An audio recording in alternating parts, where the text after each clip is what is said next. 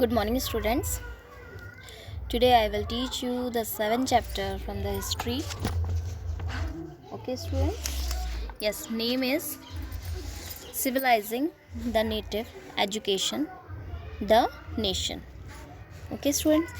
इसके अंदर हम कुछ टॉपिक्स पढ़ेंगे जैसे education in pre British rule, the orientalist, the English, promotion of education, Wood Dispatch of 1854, flaw in education under the British, reform as education, national education and growth of science.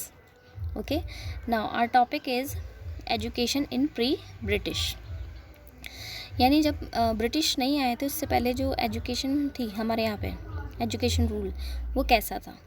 Early education in India, commerce under the supervision of a गुरु और प्रभु. Yes, मतलब शुरुआत में जो है India के अंदर जो शिक्षा का काम शुरू किया था वो किसकी देखरेख में किया था? गुरु या प्रभु कहा जाता था उन्हें, शिक्षक को. ठीक है. Initially education was open to all and seen as one of the method to achieve moksha और alignment in those days. Yes, initially education was open to all the scene. Yes, उस समय जो है मतलब एजुकेशन को इस तरीके से मेथड माना जाता था. एक तरीके से was open to all, वो सभी के लिए खुला हुआ था. ठीक है, सभी लोगों के लिए खुला हुआ था. open to all and seen as one of the method, ये इस तरीके का मेथड माना जाता था शिक्षा. जैसे तो हमने पा लिया हो क्या? मोक्ष या अलाइनमेंट, ज्ञान प्राप्त कर लिया इन दोज डेज, उस समय. As time progressed, due to superiority complex, the education was imparted on the basis of caste. Yes, जैसे जैसे प्रोग्रेस टाइम बीतता गया, आगे बढ़ता गया, वैसे वैसे जटिलताएं बढ़ती गई. ठीक है, और एजुकेशन जो है वो कई भागों में डिवाइड हो गया एक तरीके से ना. Imparted on the basis of caste, उसके पार्ट बन गए कास्ट के बेस पे. And the related duties that one had to perform as a member of a specific caste. और एक स्पेसिफिक कास्ट के लिए एक स्पेसिफिक क्या होगी? शिक्षा हो गई उस time. The Brahmans learn about spirituals and religion while the Kshatriya were educated in the various aspects of welfare. Yes, ब्राह्मण जो है, ब्राह्मण किसकी शिक्षा लेंगे? लर्न अबाउट स्पिरिचुअल, धर्म की, रिलीजन की. ठीक है ना. वाइल द क्षत्रिय, पहले तो आपको ये पता होना चाहिए कास्ट जो है इन एंशियंट टाइम 4 पार्ट्स में डिवाइड की गई थी. 4 कास्ट मुख्य मानी गई है. वो कौन सी? ब्राह्मण, क्षत्रिय, वैश्य एंड शूद्र. Okay students, again I repeated this: ब्राह्मण, क्षत्रिय, वैश्य एंड शूद्रस. यस, ये 4 कास्ट थी. तो ब्राह्मण सबसे अपर माने जाते थे. ठीक है, जो अपर कास्ट मानी जाती थी उनको ये बोला जाता था, मतलब उनके लिए जो शिक्षा थी वो क्या थी? स्पिरिचुअल एंड रिलीजन की. ठीक है. एंड क्षत्रिय नेक्स्ट नंबर पे जो थी वो थी Kshatriya were educated in the various aspects of welfare. Yes, ये लोक कल्याण के लिए काम करते थे. The Vaishya caste learn commercial and other specific vocational courses. Yes, ये जो है वाणिज्य के काम या व्यावसायिक काम किया करते थे. ठीक है. The other caste Shudras were more of a working class and they were trained on skills to carry out this jobs. Yes, इन्हें ट्रेन किया जाता था इस जॉब्स को पाने के लिए. शूद्र जो है सबसे नीची कास्ट मानी जाती थी उस समय में. ओके, तो ब्राह्मण, क्षत्रिय, वैश्य एंड शूद्र, ये सीक्वेंस दिया गया है इन्हें. With the advent of Islam, yes, जब इस्लाम का आगमन हुआ, मतलब इस्लाम धर्म इंडिया के अंदर आया, in India the traditional method of education increasingly came under Islamic influence. तो जो एजुकेशन मेथड था वो जो इस्लाम थे उसके इन्फ्लुएंस, प्रभाव में आया था. Pre Mughal rulers such as Qutubuddin Aibak and other Muslim rulers promoted institutions which imparted religious knowledge. Yes, और ये जैसे प्री मुग़ल रूलर्स जो हुए थे, जैसे कुतुबुद्दीन ऐबक हुए, ठीक है, इन्होंने क्या करा, प्रमोटेड करा, इंस्टीट्यूशंस जो है उनको प्रमोटेड करा, विच इम्पार्टेड रिलीजियस नॉलेज, धार्मिक ज्ञान को बढ़ाने के लिए। Okay, scholars such as Nizamuddin Auliya, yes, कुछ ऐसे विद्वान थे जैसे Nizamuddin Auliya and Moinuddin Chishti became prominent educators and established Islamic monasteries. yes, monasteries मतलब मठ होता है इसमें, ठीक है, यानी कुछ विद्वान जैसे निज़ामुद्दीन औलिया एंड मोइनुद्दीन चिश्ती, ये उस टाइम क्या प्रोमिनेंट एजुकेटर्स बने, ठीक है, शिक्षक बने ये धर्म के, एंड इन्होंने क्या इस्टेब्लिश किया, इस्लामिक मोनेस्ट्रीज, मठ, इस्लामिक मठ स्थापित किया इन्होंने। There were pathshalas and madrasas in which a few student were taught by their teachers. Yes, वहाँ पे कुछ पाठशालाएँ भी थी, कुछ मदरसास भी थे, ठीक है, जिसके अंदर कुछ स्टूडेंट्स टीचर द्वारा पढ़ाए जाते थे। There were no prescribed book, yes, वहाँ पे कोई भी प्रिस्क्राइब्ड बुक नहीं थी, मतलब कोई निर्धारित बुक नहीं थी कि हाँ यही बुक चलेगी उस पर। There were no fixed curricula and the teachers taught whatever they considered best for their student. Yes, वहाँ पे कोई करिकुलम नहीं था, मतलब कोई सिलेबस वहाँ पे नहीं था, कोई बुक नहीं थी निर्धारित, कोई करिकुलम निर्धारित नहीं था, ठीक है, एंड जो टीचर्स जो हैं स्टूडेंट के लिए जो बेस्ट समझते थे वो उन्हें वो शिक्षा देते थे, वो चीज़ उसके बारे में वो उन्हें नॉलेज देते थे, पढ़ाते थे। There was no system of examination, वहाँ एग्ज़ाम का कोई भी किसी भी प्रकार का कोई सिस्टम नहीं था उस समय। ओके स्टूडेंट्स, यस, मतलब ब्रिटिशर्स के आने से पहले का बता रही हूँ मैं आपको। Initially British east India company was not concerned with the development of education system because their prime motive was trading and profit marketing.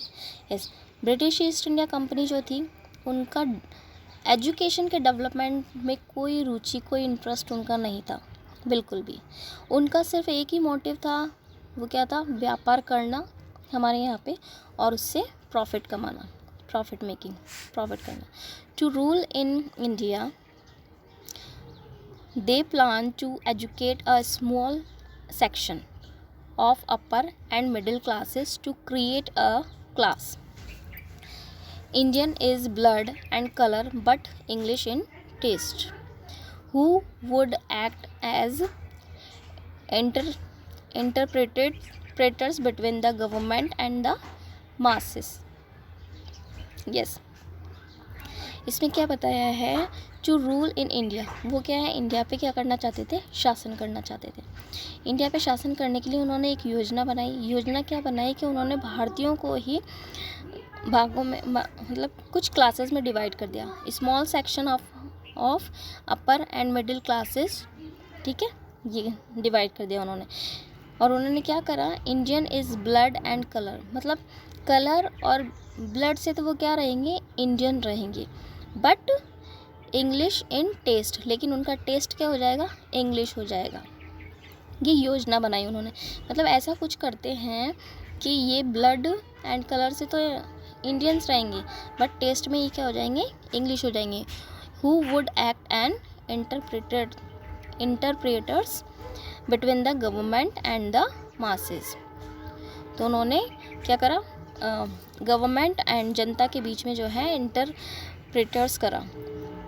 Okay, English like Henry Thomas, Englishman like Henry Thomas, yes, ये Britishers थे, Henry Thomas, Colebrooke and Nathaniel Halhed were also busy discovering the ancient Indian heritage.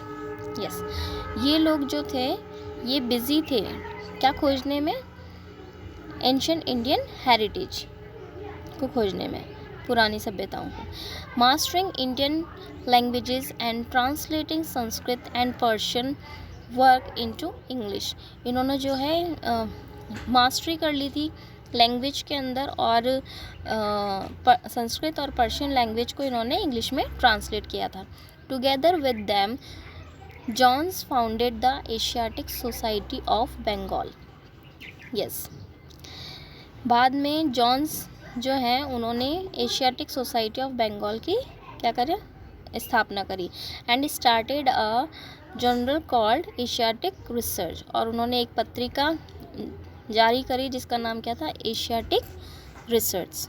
Okay students, yes. Next जो हमारा topic है वो है the orientalist. Orientalist मतलब प्राच्यवादी, पुराने विचारवादी, वो जो है उसके बारे में बताया गया। And orientalist is someone from the west who studies the language, culture, history or custom or countries in eastern Asia. Sir William Jones was an English philologist and orientalist and jurist. Yes, जो sir William Johns थे वो क्या थे, भाषाविद थे, प्राच्यिक थे, orientalist थे and विधिवेता थे, मतलब ज्यूरिस्ट थे। वाइल सर्विंग एज अ जज ऑफ द हाई कोर्ट इन कलकत्ता।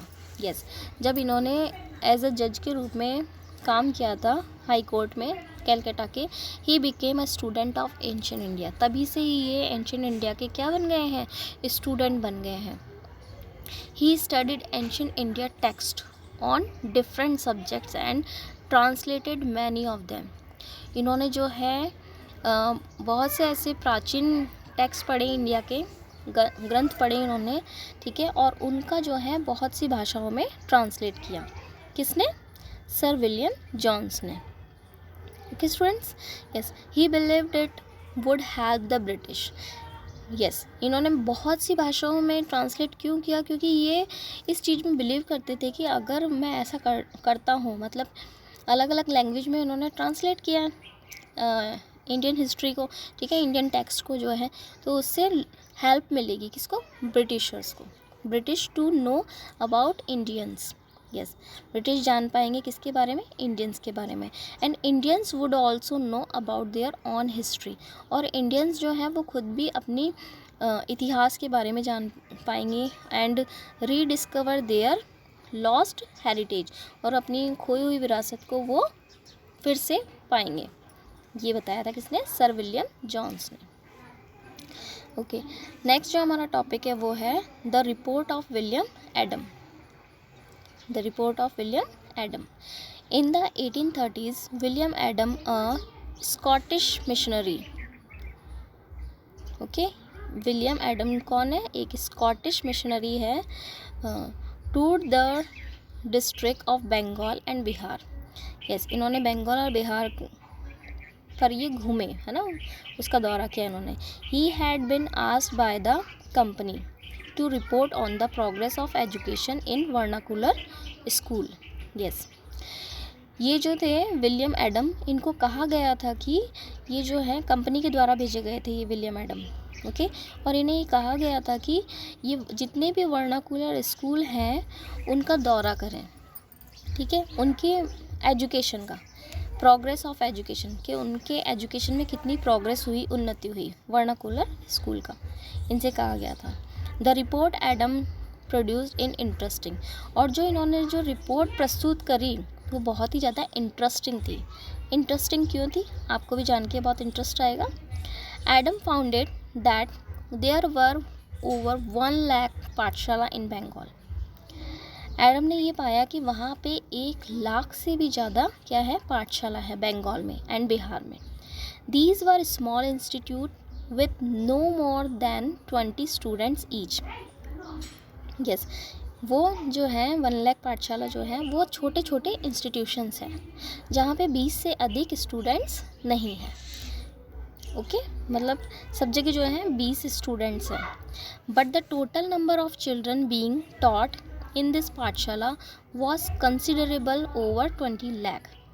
लेकिन अगर टोटल लगाया जाए इन पाठशालाओं में पढ़ने वाले स्टूडेंट्स का, तो वो करीबन कितने हैं, 20 लाख हैं, 20 लाख के बराबर हैं। यस, सारे स्टूडेंट्स मिला के कितने हैं, 20 lakh. These institutions were set up by wealthy people. Yes, ये जो इंस्टीट्यूशंस जो है वो बनाए गए थे किसके द्वारा? अमीर लोगों के द्वारा और द लोकल कम्युनिटी के द्वारा। At time they were started by a teacher, और कभी कभी ये होता था कि एक टीचर के द्वारा भी ये बनाया जाता था इंस्टीट्यूशंस, एक टीचर के द्वारा। The system of education was flexible, जो एजुकेशन का सिस्टम था वो बहुत ही ज़्यादा फ्लैक्सीबल था, लचीला था। Few things that you associated with school today were present in the पाठशाला एट द टाइम। यस, वहाँ पे जैसे कि आप सभी जानते हो कि एक प्रेजेंट पाठशाला में क्या चीज़ें होनी चाहिए थी, लेकिन वहाँ पे क्या चीज़ें थी वो आप सुनेंगे। There were no fixed fees, वहाँ पे कोई भी फिक्स्ड फीस नहीं थी। नो प्रिंटेड बुक, कोई भी प्रिंटेड बुक नहीं थी। नो सेपरेट स्कूल बिल्डिंग्स, कोई स्कूल बिल्डिंग्स नहीं थी।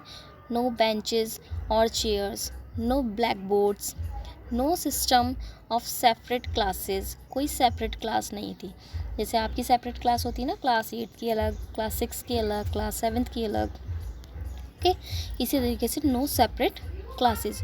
नो रोल कॉल रजिस्टर, कोई रजिस्टर नहीं होता था रोल नंबर का, ठीक है। नो एनुअल एग्जामिनेशन, कोई एनुअल एग्जामिनेशन भी नहीं होते थे। And no regular time table, कोई रेगुलर टाइम टेबल भी नहीं था। In some places classes were held under a banyan tree, कहीं कहीं पे तो ये क्लास जो है बरगद के पेड़ के नीचे लगती थी class. In other places in the corner of a village shop और टेम्पल, और कहीं पे ये क्लास जो है किसी शॉप के किनारे या किसी मंदिर के पास में पाठशालाएँ चलती थी। और एट द गुरुज होम, और कभी गुरु के घर में। Fee depended on the income of parents, और जो फीस डिपेंड करती थी वो पेरेंट्स की इनकम पर डिपेंड करती थी। यस, अगर पेरेंट्स की इनकम होगी तो फीस आएगी, पेरेंट्स की इनकम नहीं है तो फीस नहीं आएगी। द रिच हैड टू पे more than the poor. Yes, जो रिच थे वो तो पे कर देते थे, मतलब रिच जो है वो ज़्यादा पे करते थे और पुअर जो है वो कम पे करते थे। टीचिंग वॉज ओरल, और टीचिंग जो है वो ओरल ही होता था, okay. And the guru decided what to teach the and the guru decided, yes, जो गुरु है वो डिसाइडेड करते थे कि क्या पढ़ाना है। Teach in accordance with the need of the students. Yes, मतलब स्टूडेंट्स की नीड के अकॉर्डिंग टीचर जो है उन्हें पढ़ाता था of the students were not separated out into different classes, students बिल्कुल भी सेपरेट नहीं थे अलग अलग क्लासेस में। All of them set together in one place, सारे स्टूडेंट्स जो हैं एक साथ बैठते थे। The Guru interacted separately with groups of children with different level of learning. Yes, जो गुरु है, जो शिक्षक है, जो टीचर है, वो इंटरेक्ट मतलब क्योंकि ओरली पढ़ाई होती थी वहाँ पे, तो वो बातें हर लेवल के मतलब एज के बच्चों से अलग लेवल की वो बातें करते थे। जैसे अगर छोटे स्टूडेंट हैं तो उन्हें उसी तरीके से पढ़ाया जाता था, मेंटलिटी रख के कि वो छोटे स्टूडेंट है, उससे ज़्यादा एज के स्टूडेंट्स को उसके अकॉर्डिंग इस तरीके से वो डिफरेंट लेवल के स्टूडेंट्स को इंटरेक्ट करते थे, okay, separately, okay students. Yes, Adam discovered that this flexible system was suitable to local needs. Adam ने ये पाया कि ये जो है सिस्टम बहुत ही ज़्यादा फ्लेक्सिबल था और ये वहाँ की नीड के अकॉर्डिंग ठीक भी था, okay. For instance classes were not held during harvesting time. Yes, और जब हार्वेस्टिंग मतलब क्रॉप्स फसलों का जब कटाई का काम हुआ करता था तब उस टाइम जो है क्लासेस नहीं चलती थी, not held, okay. When rural children often work in the field, क्योंकि उस समय जो है गरीब बच्चे अपने खेतों में काम करते थे। The pathshala started once again when the crop had been cut and stored. Yes, लेकिन पाठशाला जो है फिर से स्टार्ट होती थी कब? जब पूरी फसल कट जाती थी उनकी छटाई हो जाती थी, स्टोर्ड हो जाते थे वो. This mean that even children help in farming. इसका मतलब ये था कि चिल्ड्रन जो हैं वो फार्मिंग में भी क्या करते थे, मदद करते थे. Okay students, yes, he founded the Asiatic society of Bengal in 1784. Yes, उन्होंने जो है 1784 में एशियाटिक सोसाइटी की स्थापना करी. He is best known for his famous proposition that many languages sprang from a common source. yes, उन्होंने ही ये प्रस्ताव रखा कि ये जो मैनी लैंग्वेजेस जो है उसको एक कॉमन सोर्स में, मतलब एक कॉमन सोर्स बनाया डिफरेंट लैंग्वेजेस का उन्होंने. The Asiatic society had the support and encouragement of Warren Hastings. Yes, Asiatic society जो थी उसको बहुत ही ज़्यादा सपोर्ट एंड एनकरेजमेंट किया गया, किसके द्वारा, वॉरेन हेस्टिंग्स के द्वारा.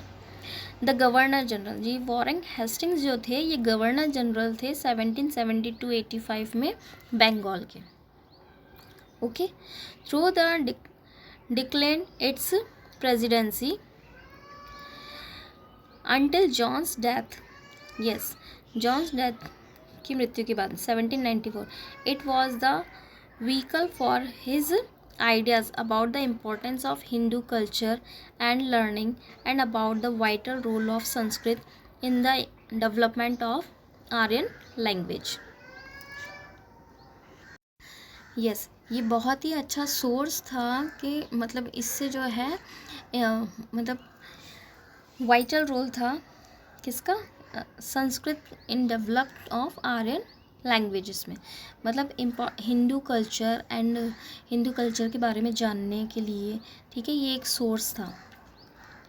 Okay, Indians were first admit as member in 1829. Yes, Indians जो थे वो पहले ऐसे थे जिन्हें एडमिट मतलब एडमिशन मिला था, किसमें, मेंबर बने थे किसके, 1829 में members. Okay students, yes, next topic is, sorry topic नहीं है, कंटिन्यू है ये. इट्स हेडक्वार्टर वर इन कैलकाटा. यस, इसका जो हेडक्वार्टर है वो कहाँ पे है, कैलकाटा में है, एशियाटिक सोसाइटी का. ओके, कोलकाता में है. The society on an art collection that influenced paintings by Peter Paul Rubens and Joshua Reynolds. Yes, art collection में जो है मतलब इनको स्वामित्व मिला हुआ था कि ये आर्ट कलेक्शन इनका है, और ये इंक्लूडेड पेंटिंग्स जो है वो किसकी थी इसमें, पीटर पॉल रूबेंस एंड क्या, ये Joshua Reynolds. The society's library contain some 1 lakh general volumes. Yes, जो सोसाइटीज़ की लाइब्रेरी थी उसमें 1 लाख जनरल वॉल्यूम्स थे. And its Sanskrit section had more than 27,000 books. Yes, जो संस्कृत सेक्शन था उसमें 27,000 से अधिक किताबें, manuscript, prints, coins and engravings, ये उत्कीर्ण थे, कॉइन्स पे उत्कीर्ण थे. The journal of the Asiatic society of Bengal was published regularly. Yes, जो एशियाटिक सोसाइटी की जो पत्रिका थी वो रेगुलरली क्या होती थी, पब्लिश्ड हुआ करती थी. Yes, Jonathan Deccan was the governor of Bombay from 27 December 1795 until his death in 1811. Yes, Jonathan Deccan जो थे वो गवर्नर थे कहाँ के, बॉम्बे के. कब से कब तक, 27 दिसंबर 1795 से लेके उनकी मृत्यु तक 1811 तक. He began his career in India in 1772. उन्होंने अपनी कैरियर की शुरुआत कहाँ से करी थी, इंडिया से करी थी 1772 में. And in 1788 was appointed superintendent and resident at Banaras. By lord Cornwallis. और लॉर्ड कॉर्नवालिस ने जो है 1788 में उन्हें appoint as a superintendent appoint करा था उन्हें बनारस का, लॉर्ड कॉर्नवालिस द्वारा। ओके, किसे? जोनाथन डक्कन को। Where he helped stamp out the practice of infanticide. Yes, जहाँ पे उन्होंने जो है ऐसी कुप्रथा थी वहाँ पे भ्रूण हत्या की। ठीक है, अगर गर्भ में ही पता चल जाता था कि क्या है, बेटी है या बेटा है, वैसे तो बेटे को मारते नहीं थे, बेटी की ही ज़्यादा भ्रूण हत्या हुई है, तो उस प्रथा को इन्होंने बंद करवाया था। इन 1795 he became governor of Bombay. Yes, 1795 को जो है ये एज अ गवर्नर नियुक्त हुए थे। ठीक है, बन गए थे। And held that post of the rest of his life. Yes, और अपने अंतिम दिनों तक ये उसी पद पर बने हुए थे। इन 1791 he started the Sanskrit college. Yes, 1791 में जो है इन्होंने संस्कृत कॉलेज की स्थापना करी थी। किसकी? संस्कृत कॉलेज की। इन बनारस में for the study of Hindu law and philosophy. Okay, Banaras में स्थापना करी थी किसके लिए? हिंदू लॉ एंड फिलॉसफी के लिए, स्टडी के लिए। इन 1958 the Sanskrit college become a university. Yes, 1958 में जो ये संस्कृत कॉलेज था वो किस में चेंज हो गया था? यूनिवर्सिटी में चेंज हो गया था। And in 1974 the name was change to Sampurnanand Sanskrit university. Yes, 1974 में इसका नाम चेंज हो गया था बनारस यूनिवर्सिटी, संस्कृत कॉलेज से चेंज होके बनारस से। ठीक है, इसका नाम हो गया था Sampurnanand Sanskrit university. Okay, yes. अब हमारा जो नेक्स्ट टॉपिक है वो है the Anglicist. Okay students, the education who wanted to promote western learning through English medium were called Anglicist. Yes, जो ये चाहते थे कि इंग्लिश जो है उसका माध्यम क्या हो जाए, एजुकेशन का माध्यम क्या हो जाए? इंग्लिश हो जाए। इंग्लिश के रूप में प्रमोट करना चाहते थे वेस्टर्न लर्निंग को, वो क्या कहलाते थे? एंग्लिसिस्ट कहलाते थे। Okay, Anglicist called for reform in the colonial government. Yes, Anglicist जो है वो सुधार करना चाहते थे किसमें? Colonial government of India and of Indian society. They also called for English to replace Persian. Yes, वो पर्शियन के स्थान पे किससे रिप्लेस करना चाहते थे? इंग्लिश को, as the language of higher education. Higher education मतलब लैंग्वेज, हायर एजुकेशन की लैंग्वेज वो किसे बनाना चाहते थे? इंग्लिश को। एंड एडमिनिस्ट्रेशन इन इंडिया, और एडमिनिस्ट्रेशन का भी। Yes, higher education and administration in India के लिए वो लैंग्वेज क्या रखना चाहते थे? English. Okay, to the dismay of orientalist. Yes, वो जो है एक तरीके से जो प्राच्य विद्या थी उसको ख़त्म करना चाहते थे। Many British did not agree with the orientalist vision of learning. Yes, बहुत से ब्रिटिशर्स जो थे वो ओरिएंटलिस्ट तरीके से जो पढ़ाई होती थी, ठीक है, लर्निंग होती थी, उसके वो क्या थे? खिलाफ थे, मतलब सहमत नहीं थे उससे। They believe that Indian learning was unscientific and often unsupported superstition. Yes, वो ये मानते थे कि जो इंडिया में जो पढ़ाई होती है, लर्निंग होती है, वॉज अनसाइंटिफिक। वो क्या है? अनसाइंटिफिक है, और वो किसको? अंधविश्वास को बढ़ावा देती है। James mill was one who had this opinion. James मिल पहले व्यक्ति थे जिन्होंने ये राय रखी अपनी। His view were supported by Lord Thomas Macaulay. उनके इस व्यूज़ को जो है सपोर्ट किया किसने? लॉर्ड थॉमस मैकाले ने। He supported the replacement of Persian by English. उन्होंने सपोर्ट किया कि रिप्लेसमेंट हो, मतलब Persian by English as the official language. The use of English as the medium of instruction in all school. Yes, English जो है उस English as the medium, English medium रखा जाए, इंस्ट्रक्शन इन ऑल स्कूल। ठीक है, instruction दिया उन्होंने। And the training of English speaking Indians as teachers. Yes, और जो है ट्रेनिंग दी जाए इंग्लिश स्पीकिंग के टीचर्स को, इंडियन टीचर्स की, ये कहा गया है। Okay students, on the flip side this led to Macaulayism in India. Yes, इस तरीके से जो है इंडिया के अंदर जो है मैकालिज्म बहुत बढ़ गया, मतलब क्योंकि मैकाले ने इसमें अपनी राय दी थी ना, इसलिए। And the systematic wiping out of traditional and ancient Indian education and vocational system and sciences. He believed that Oriental learning was completely inferior. उनका ये मानना था कि Oriental learning जो है वो बहुत ही ज़्यादा ख़राब है ना, to European learning. So Western learning through the medium of English was thought to be the best opinion in India. Yes, और इंग्लिश मीडियम की जो उन्होंने अपनी ओपिनियन रखी थी वेस्टर्न लर्निंग की, वो इंडिया के लिए सबसे बेस्ट है, ये कहा गया था। ओके स्टूडेंट्स, यस, अब हमारा जो नेक्स्ट टॉपिक है वो प्रमोशन ऑफ एजुकेशन है, ये हम नेक्स्ट वीडियो में पढ़ेंगे। ओके स्टूडेंट्स, एंड देन आज मैं आपको कुछ क्वेश्चन दे रही हूँ, वो आपको करने हैं। ओके, यस, क्वेश्चन जो है वो आपके ज़्यादा नहीं, मैं सिर्फ इस बार 2 ही क्वेश्चन दे रही हूँ आपको, वो 2 क्वेश्चन आपको करने हैं, क्योंकि जितना हमने टॉपिक पढ़ा है उससे रिलेटेड है वो, तो ये 2 ही क्वेश्चन आपको करने हैं। फर्स्ट क्वेश्चन जो है,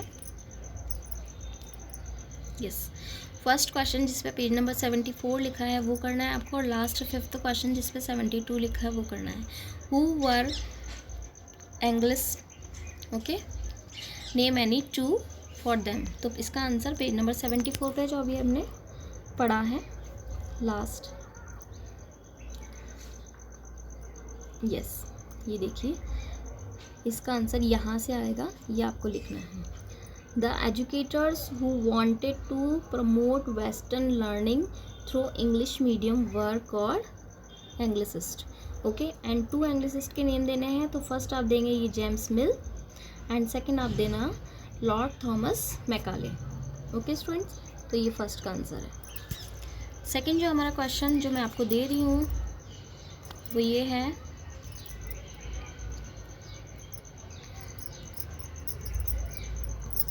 यस, क्वेश्चन है who was sir William Jones. William Jones कौन है?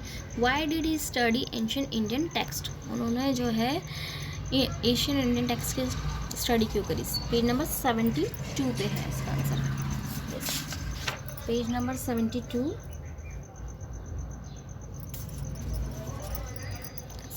पे इसका आंसर है स्टूडेंट्स।